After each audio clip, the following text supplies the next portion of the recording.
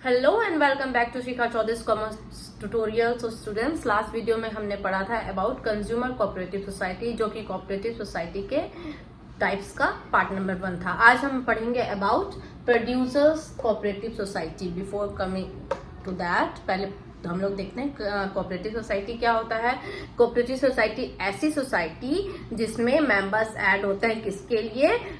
Society के members के welfare के लिए। पीपल टुगेदर आते हैं अपनी हेल्प करने के लिए।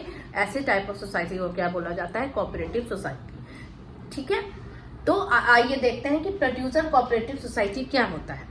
कंज्यूमर कोऑपरेटिव सोसाइटी हमने क्या देखा था कि कैसे कंज्यूमर को कोऑपरेटिव सोसाइटी हेल्प करता है। ओके, और कोऑपरेटिव सोसाइटी में क्या होता है? एक ही टाइप के मेंबर्स, जैसे कि कंज्यूमर्स में सिर्फ कंज्यूमर्स ही थे जो कि कोऑपरेटिव सोसाइटी के मेंबर्स थे, तो वो हो गए कंज्यूमर कोऑपरेटिव सोसाइटी। अब प्रोड्यूसर कोऑपरेटिव सोसाइटी में क्या है? सिर्फ producers, mainly small producers join होते हैं अपने सेल्फ इंटरेस्ट के लिए, अपने वेलफेयर के लिए, अपने आप को बिग इंडस्ट्रीज से बोल सकते हैं कि बचाने के लिए एकजुट होके आते हैं और कोऑपरेटिव सोसाइटी फॉर्म करते हैं। ओके, फॉर एग्जाम्पल देखते हैं कैसे बिग इंडस्ट्री से कैसे उनको हार्म है। डायरेक्टली तो ऐसा कुछ हार्म नहीं है, ठीक है, वो अपना काम करते हैं, ये अपना काम कर रहे हैं। बट होता ये क्या है, स्मॉल प्रोड्यूसर्स के पास पैसे थोड़ा in comparison to big industries थोड़ा इकोनॉमिक प्रॉब्लम होता है, थोड़ा फाइनेंशियल प्रॉब्लम होता है, राइट। तो जैसे रॉ मटेरियल सप्लायर्स ने रॉ मटेरियल मार्केट में सप्लाई किया, ठीक है, तो बिग इंडस्ट्रीज क्या होता है, कोई भी रेट हो वो लोग तुरंत परचेज कर सकते हैं, राइट।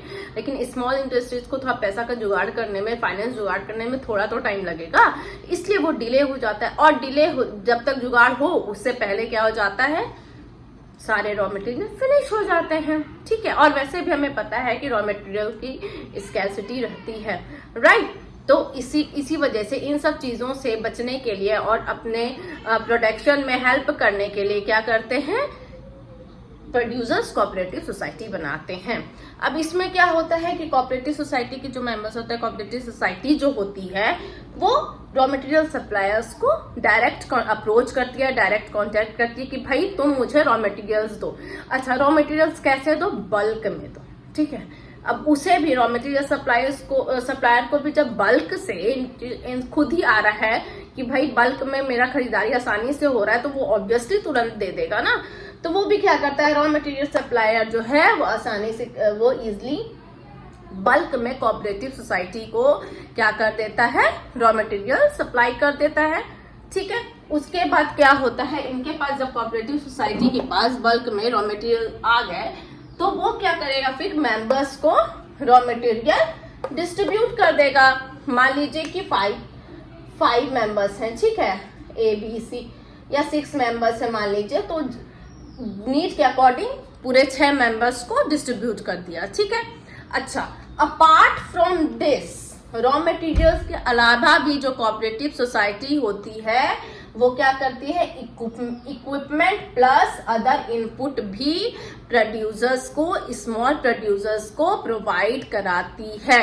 ओके, समझ में आया कैसे हेल्प करती है?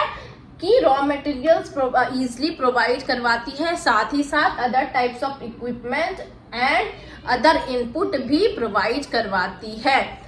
एक बार देख लेते हैं क्या होता है प्रोड्यूसर कोऑपरेटिव सोसाइटी। क्या होता है, जब प्रोड्यूसर, स्मॉल प्रोड्यूसर एक साथ आके एक सोसाइटी फॉर्म करते हैं तो उसे बोला जाता है प्रोड्यूसर कोऑपरेटिव सोसाइटी।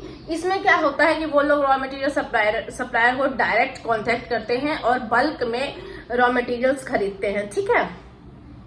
और उसके बाद क्या करते हैं, मेंबर्स को, जो मेंबर्स होते हैं उनको डिस्ट्रीब्यूट कर देते हैं। इससे क्या होता है, रॉ मटेरियल स्मॉल प्रोड्यूसर को इजिली अवेलेबल हो जाता है। अपार्ट फ्रॉम दैट, वो लोग जो कोऑपरेटिव सोसाइटी होती है प्रोड्यूसर को इक्विपमेंट प्लस अदर इनपुट जो कि उनके प्रोडक्शन में हेल्प करती है, वो भी क्या करते हैं, अवेलेबल करवाते हैं। तो हमारे प्रोड्यूसर कोऑपरेटिव सोसाइटी में इतना ही है। नेक्स्ट वीडियो में हम other parts of cooperative society पढ़ेंगे। Thank you.